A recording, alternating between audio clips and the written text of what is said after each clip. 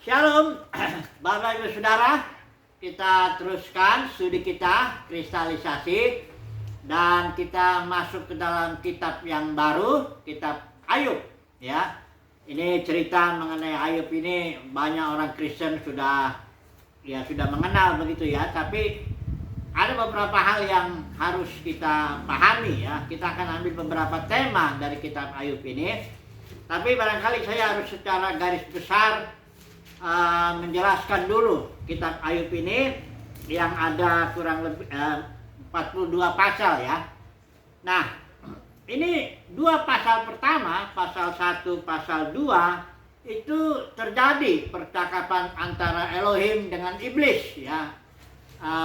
Itu yang tidak diketahui oleh Ayub dan juga tidak diketahui tentu oleh ketiga sahabatnya yang datang mencoba menghibur Ayub ya. Nanti kita akan fokus tema kita pertama mengenai setan khususnya ya, karena kalau kita tidak bisa menjelaskan dengan baik setan ini siapa yang dari mana dia datang ya, karena kita tahu nanti ceritanya kejahatan itu atau penderitaan itu berasal dari dia ya. Nanti kalau kita bilang setan itu ya seperti dalam bahasa Kristen dikatakan itu Lucifer, malaikat baik, oleh kehendaknya sendiri jatuh dan sebagainya ya. Jadi nanti kita lihat dulu lah ya. Karena di sini kunci memahami kitab Ayub, kita harus melihat dulu ya, siapa ini setan ini yang menjadi katakanlah penyebab ya, kita pakai istilah itu dulu ya, penyebab penderitaan Ayub ini ya. Nanti kita lihat ya, dua pasal ini aja. Baru setelah itu pasal 3 sampai selanjutnya itu percakapan Ayub dengan ketiga sahabatnya ya. Ketika itu ketiga sahabatnya ini ya, nanti kita pelajari intinya ya, dia menyalahkan Ayub bahwa engkau menderita karena dosamu ya. Ayub tentu membela diri ya, nanti kita lihat. Kemudian barulah ada Elihu seorang yang juga berbicara dan tapi dia tidak disalahkan oleh Tuhan ya. Tuhan menyalahkan ketiga murka bahkan ya, dikatakan Tuhan kepada tiga sahabat Ayub ini karena dikatakan bahwa ketiga sahabatnya tidak berkata benar tentang Ayub, tentang Elohim juga. Nah barulah setelah itu Tuhan sendiri menjawab ya. Tuhan sendiri menjawab, dan jawaban Elohim ini kepada Ayub itu bukan memberikan penjelasan kenapa aku mengambil keputusan seperti ini, mengapa engkau menderita begini, begitu dan sebagainya, enggak itu.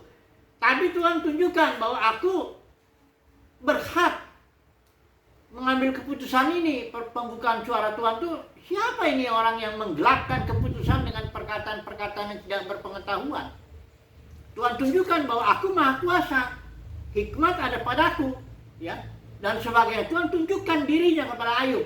Itu sebabnya setelah Ayub melihat berhadapan muka langsung dengan Tuhan, Ayub mencabut perkataannya karena dia tidak tahu, dia mengucapkan hal-hal yang katanya dari kata orang. Pasal 42 ayat 5 itu, dari kata orang saja aku mengenal tentang engkau, kata Ayub kepada Tuhan. Tapi sekarang mataku melihat engkau ya. Jadi problemnya ketika Ayub melihat Tuhan, mengenal Tuhan, memahami kedaulatan Tuhan, hikmat Tuhan, kekuasaan Tuhan. Ketika dia memahami itu dalam arti yang sesungguhnya, maka selesai sudah ya. Bukan karena Ayub dijelasin penderitaanmu itu karena begini, aku punya rencana begini dengan detail Tuhan menjelaskan kepada Ayub, enggak begitu. Tapi Tuhan tunjukkan aja dirinya, kekuasaannya, hikmatnya, pengetahuannya. Ya, langsung Ayub paham bahwa dia telah berbuat salah ya. Nah, mari kita melihat dulu kembali kita ke pasal 1, pasal 2 dulu ya, tentang percakapan antara Tuhan dengan iblis lah ya. Ini dia yang menyebabkan ada cerita ya. Coba dulu ya kita lihat ya. Pasal 1 ya. Ini diceritakan ya, ada seorang laki-laki di tanah Uz bernama Ayub. Orang itu saleh, jujur, takut Tuhan, menjauhi kejahatan ya. Dia ada punya 7 anak laki-laki, 3 anak perempuan, memiliki 7.000 ekor kambing ya, 3.000 ekor unta, 500 pasang lembu, 500 keledai, budak-budak dalam jumlah yang sangat besar, sehingga orang itu adalah yang terkaya dari semua orang di sebelah timur, ya. Intinya tuh Ayub tuh seorang yang ya sukses lah dalam segala hal lah, ya. Anak laki-laki 7, ya, ada 3 anak perempuan, 7 anak laki-laki. Dia juga saleh, jujur, takut akan Tuhan. Ini bukan penilaian Tuhan pun berkata begitu tentang Ayub, ya.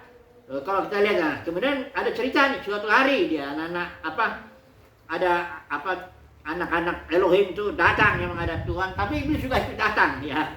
Nah, Tuhan tanyalah, ya, dari mana kau iblis, ya? Apakah kau memperhatikan hambaku Ayub? Sebab ini kata Tuhan, ya, tiada seorang pun di bumi seperti dia yang demikian saleh, jujur, takut Tuhan, dan menjauhi kejahatan. Ini perkataan Tuhan sendiri kepada iblis, ya. Dia bilang begitu tentang Ayub, ya. Bahwa Ayub itu memang seorang yang jujur, takut Tuhan, menjauhi kejahatan, ya. Demikian saleh lah intinya. Kemudian iblis, ya, karena dia memang tugasnya untuk mencobai, untuk membunuh manusia, berdosa dan sebagainya. Memang di situ dia, ya. Nanti kita akan jelasin siapa ini si iblis ini, karena ini kunci untuk memahami, menurut saya ini kunci untuk memahami kitab Ayub, ya. Nah, di sini iblis bilang, ya jelas lah dia berbuat begitu karena kau jagai, kau lindungi, gini-gini. Coba lah kau ambil itu semua harta miliknya itu. Nah, dia pasti istilahnya mengutuki engkau lah gitu. Tuhan bilang, ya oke lah, ya silakan, ya. Kau boleh serang, ambil itu, tapi ya, jangan nyawanya, ya, jangan dirinya, ya. Jadi dikasihlah Tuhan, itu keputusan Tuhan itu, ya, bahwa iblis boleh menyerang, ya. Tapi dibatasin, jangan nyawanya, ya. Jangan menyerang Ayubnya. Nah, setelah itu iblis melakukan serangan lah melalui orang jahat, orang Sebal, orang Kasdim, apa dibilang di sini, ya, orang jahat lah, ya. Iblis menggerakkan orang-orang itu menyerang. 7 anaknya Ayub dan 3 anaknya perempuan mati semua sekaligus. Harta bendanya apa semuanya habis semuanya, ya. Tinggal Ayub itu, tinggal dia aja, ya. Harta bendanya, anak-anaknya habis diserang oleh iblis, ya, melalui orang-orang jahat itu, ya. Nah, kemudian setelah dikasih tahu kepada Ayub itu semuanya hancur. Nah, ayat 20 ini dikatakan pasal 1, berdirilah Ayub lalu mengoyak jubahnya, mencukur kepalanya, sujud dia menyembah, katanya, dengan telanjang aku keluar dari kandungan ibuku. Dengan telanjang juga aku akan kembali ke dalamnya. Tuhan yang memberi, Tuhan yang mengambil, terpujilah nama Tuhan. Ini perkataan Ayub, ya. Ayub bilang gini, Tuhan yang memberi, Tuhan yang mengambil, terpujilah nama Tuhan. Ayat 22, ini Alkitab yang mengatakan begini, dalam kesemuanya itu Ayub tidak berbuat dosa.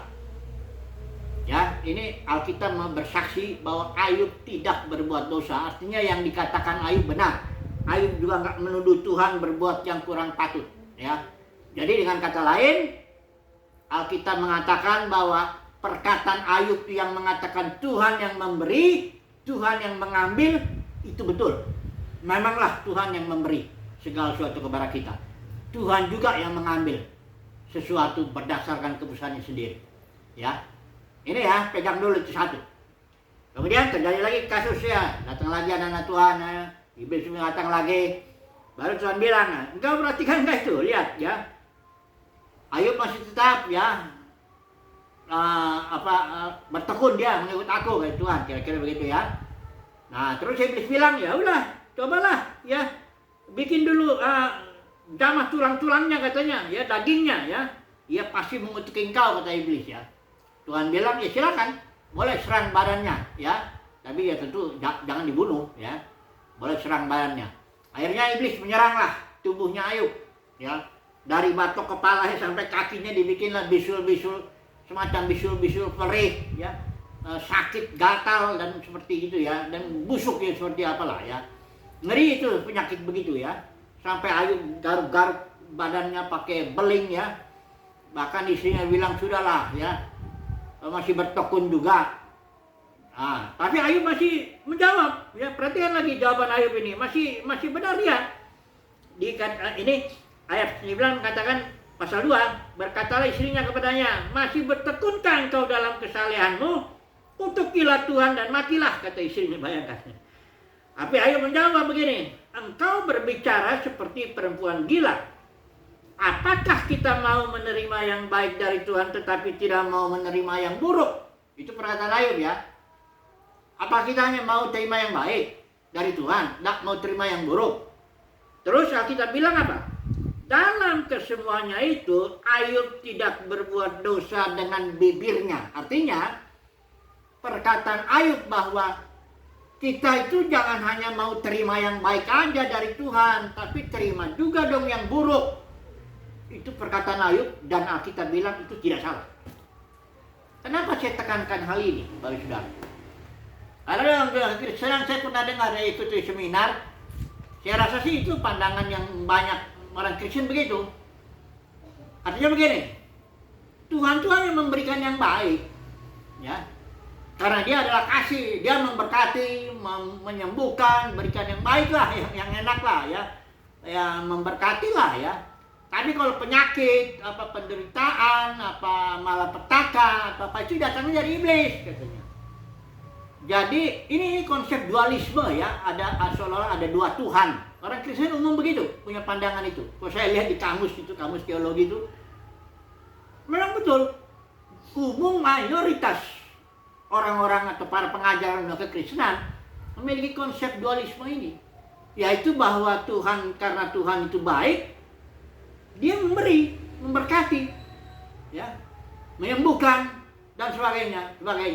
Tapi iblis ini, ya, dialah yang bikin penderitaan, bikin sengsara, mencuri, membunuh dan sebagainya. Ya, ini kenapa konsep dualisme ini begitu merajalela dalam kekristenan dan begitu dipercaya, sehingga kalau orang Kristen mengalami tantangan atau masalah ya, atau penderitaan atau kehilangan atau apapun juga yang membuat dia merasa sengsara hidupnya, dia langsung berpikir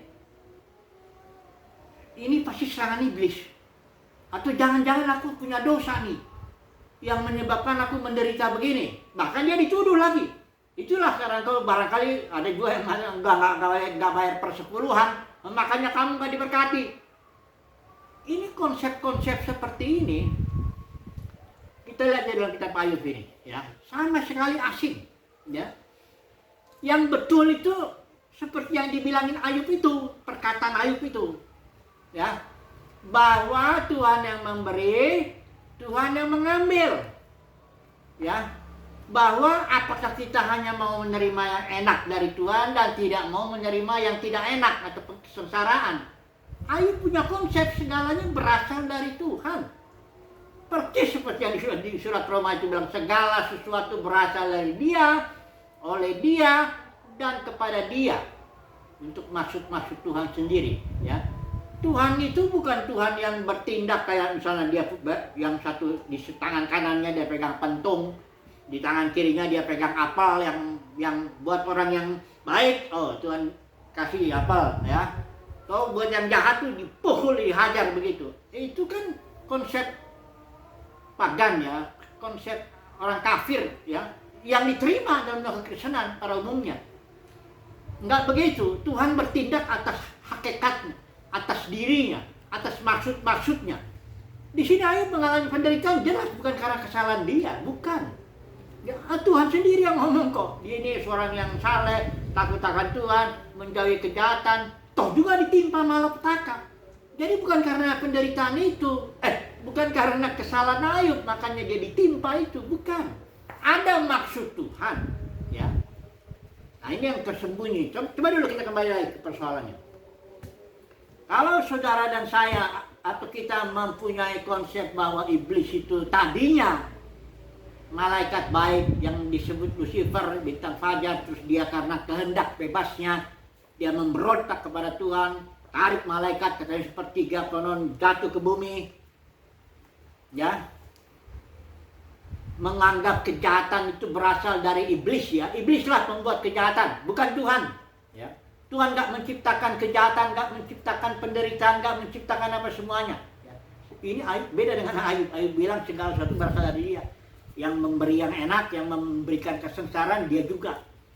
Ya. Nanti kita lihatlah dulu, ya. Kita bicara dulu kembali ke tema kita mengenai setan ini. Dari mana sih sebenarnya setan itu? Apa benar setan itu tadinya malaikat yang baik? Terus karena kehendak bebasnya, karena dia diciptakan dengan kehendak bebas, dan dia memberontak, ya. Jadilah dia iblis, menjadi yang begitu jahat, ya. Biasanya ayat yang dicomot oleh para teolog ini, itu biasanya Yesaya 14, ya. Ini saya buka dulu sebentar, ya, untuk melihat konteksnya ayat ini. Yesaya 14 itu konteksnya mengenai Raja Babel, ya.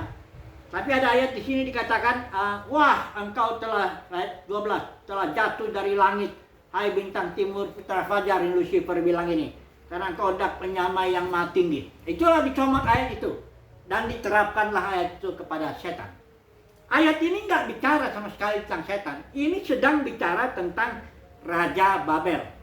Kemudian para teolog suka ngambil juga Yeskiel 28. Di sini juga ada nubuat, sebenarnya nubuat tentang Raja Tirus. Tapi dicomot, ayatnya dibilang gini, gambar dari ayat 11, ya. Gambar dari kesempurnaan kau penuh hikmat, ya, dan sebagainya. Tapi karena kau berontak, kubuang kau dari gunungnya Tuhan, ya. Dari keruk yang berjaga membinasakan kau sombong karena kecantikan dan sebagainya. Saudaraku, ini ayat dicomot di luar konteks, diterapkan kepada iblis. Yang tadinya konteksnya untuk Raja Babel dan Raja Tirus, dicomot oleh para teolog ini, diterapkan kepada iblis, dan dibikinlah suatu cerita bahwa iblis itu tadinya malaikat yang bagus, setelah itu dalam kehendak bebasnya dia berontak, dia jatuh. Ini kalau lihat konteksnya nih, Yeskiel 28 secara khusus, ini malah dibilang engkau di Taman Eden. Bahkan di ayat yang ke-1 dibilang, padahal engkau adalah manusia. Ini bicara tentang manusia di Taman Eden yang jatuh. Kalau misalnya saya mau ambil terapkan ini, lebih cocok kepada Adam. Adam manusia, ada di Taman Eden, dan dia jatuh. Iblis itu nggak jatuh. Dia itu bukan makhluk yang tadinya baik jadi jahat. Terus saya baca ini sebentar, ya. Saya baru ambil beberapa dulu ayat, ya. Yang bicara tentang setan, yang konteksnya memang bicara tentang setan. Saya nggak comot-comot ayat, ya. Ini para teolog ini akal-akalannya, dia mau mencoba menghindarkan, dia membela Elohim, ceritanya gitu. Dia membela Elohim bahwa kejahatan itu bukan tanggung jawabnya Elohim, bukan tanggung jawabnya Tuhan. Itu tanggung jawab seorang makhluk yang berontak yang namanya iblis. Ini nih penyebabnya nih, datangnya penderitaan, kesengsaraan dan penyakit, apa semua dosa, apa semua. Jadi dia maksudnya si teolog ini maksudnya sih kali baik, yang mau bela Tuhan dia. Bahwa kejahatan nggak dari Tuhan, tapi dari si iblis ini loh. Nah, tapi karena kita lihat nanti bahwa segala sesuatu berasal dari dia. Iblis itu makhluk ciptaan. Coba dulu, ya. Sebentar dulu, perhatikan dulu pasal 3 Kejadian. Adapun ular adalah binatang. Ini sekarang saya sedang jelaskan sesuatu tentang setan yang betul-betul ayat itu berbicara tentang setan. Saya tidak mencomot ayat di luar konteksnya. Perhatikan ini, ya. Kejadian 3:1. Adapun ular adalah binatang yang paling cerdik dari antara segala binatang di padang yang telah dijadikan oleh Yahweh Elohim. Jadi ular itu diciptakan atau dijadikan oleh Tuhan, oleh Elohim. Dan ular di sini di Taman Eden ini bisa ngomong. Dia mencobai Hawa, ya. Terus ular ini dikutuk oleh Tuhan karena dia mencobai si Hawa ini, ya. Setelah itu kata Tuhan, engkau makannya debu. Ya. Saudara tahu enggak, ular jasmani itu enggak ada yang bisa ngomong. Ular jasmani yang kita tahu itu juga enggak ada yang makan debu. Ular itu ada yang makan kodok, ada juga yang makan kambing. Saya pernah lihat tuh di YouTube itu. Ini bukan ular jasmani yang di Taman Eden ini. Memang Taman Eden itu suatu gambaran, suatu bahasa simbolik atau perumpamaan. Ya, karena juga nggak ada pohon kehidupan di dunia ini, mana ada pohon kehidupan. Yang ada pohon mangga, pohon nangka, pohon pepaya, itu yang ada. Nggak ada juga yang namanya pohon pengetahuan. Itu semuanya simbolik aja. Ular ini siapa? Ini pertanyaan kita kan, yang dijadikan Tuhan ini siapa? Kalau kita lihat bahasa simbolnya kitab Wahyu, ini jelas. Baik Wahyu 12 maupun Wahyu 20, menjelaskan, ini saya baca ya Wahyu 20 ya, saya pakai YLT ini. Dia mengatakan begini. Dan dia menangkap naga itu, yaitu ular tua. Ular tua itu bukan ular tua usianya, bukan ular yang dari dulu itu loh, yang ancient, yang ular purbakala yang diceritakan di Taman Eden, kira-kira begitu maksudnya ini, ya. Ular tua yang adalah iblis atau setan. Jadi ular itu dijelasin di kitab Wahyu ini kan, dia kan bahasa simbol kitab Wahyu, dan dijelaskan maknanya siapa ular itu. Ular itu iblis. Jadi yang di kitab Kejadian pasal 3 ayat 1 itu iblis. Pasal 3 ayat 1 ini. Adapun ular, yaitu iblis itu sebenarnya. Lah iblis itu apa? Ini dikatakan binatang di padang yang dijadikan oleh Yahweh Elohim. Tuhanlah yang menciptakan iblis. Dan dia bukan makhluk yang tadinya baik jadi jahat. Sudah perhatikan Yohanes pasal 8 ya. Ya bacain dulu ya, Yohanes pasal 8. Perhatikan ini. Yesus bilang ini, kamu berasal dari bapamu si iblis, kamu mau melakukan keinginan bapamu. Ia adalah pembunuh manusia sejak semula. Istilah Yunani arke itu artinya dari permulaannya emang dia sudah pembunuh manusia. Iblis itu udah jahat dari mulanya. Bukan dia tadinya malaikat baik terus jadi jahat. Nah begitu. Perhatikan juga di 1 Yohanes 3 ini ya, mengatakan demikian ya. Siapa yang melakukan dosa dia berasal dari si iblis, karena dari semula si iblis berbuat dosa. Ini juga pakai istilah Yunani artinya from beginning, dari awal. Ya. Jadi dongeng para teolog ini yang bilang iblis itu tadinya malaikat baik, Lucifer lah, karena kehendak bebasnya jatuh dalam dosa, itu dongeng-dongeng konyol itu. Mau coba-coba bela Tuhan, tapi malah ngambil ayat di luar konteks, bikin cerita konyol. Bukan, iblis itu memang diciptakan Tuhan dengan suatu maksud. Memang dia jahat. Dia pembunuh manusia dan pendusta dari mulanya. Ada maksud Tuhan itu. Nah, itu sekarang kita bingung. Loh, kok Tuhan menciptakan iblis? Nah, udah mulai orang Kristen mikir ya.